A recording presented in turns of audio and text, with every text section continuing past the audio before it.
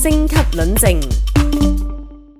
大家好啊，咁啊10月份咧恒生指數咧比較上係弱勢嘅，4個禮拜之中3個禮拜都係下跌嘅，咁最後喺翻26,000點附近咧進行一個嘅結算嘅。咁其實睇翻11月份啦，咁啊亦都係呢一個嘅美股業績高峰期啊，今星期有呢個 AMD 為首嘅 AI 股份啦，同埋一啲醫藥股份會出業績嘅。港股方面啦，咁亦都係呈現一個炒股不炒市嘅狀態噶。咁第一個禮拜嚟講咧，指數相信咧會比較上來回波折多少少，各位投機者可以參照翻一啲比較上跌得低殘嘅個別股份咧，博取短線嘅反彈嘅。今日為大家帶嚟小米集團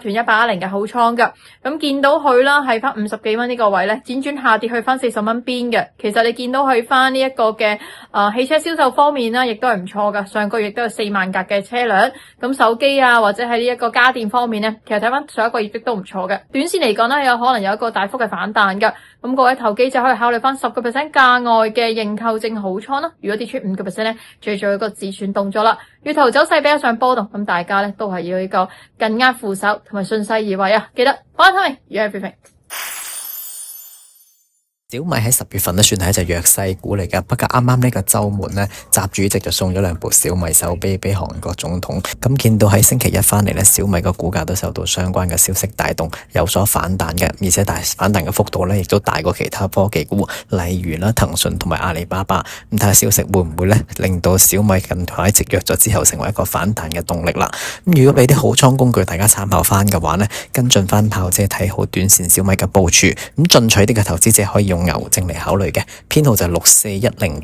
64109，64109呢隻小米嘅收回牛證嘅收回價咧係40蚊，咁距離琴日收市嘅水平咧都有大概1成距離噶啦。咁即使咁遠啦，但係實際槓桿都比到唔差，有超過7倍嘅。以琴日收市價嚟就參考嘅話呢，小米價錢大概44個7毫二啦，對應嘅牛證價錢64109咧就係6200嘅。如果用翻炮姐大概1成嘅距離，即係49個2正股嘅價錢做一個參考水平嘅話呢，64109嘅牛證咧對應翻嘅價錢理論變化大概1毫06，潛在嘅對應升幅有大概係7成度。如果你係保守翻啲，想避免呢個牛證嘅收回風險呢，都有隻長年期嘅保守 call 輪可以俾大家望翻，編號呢就係28452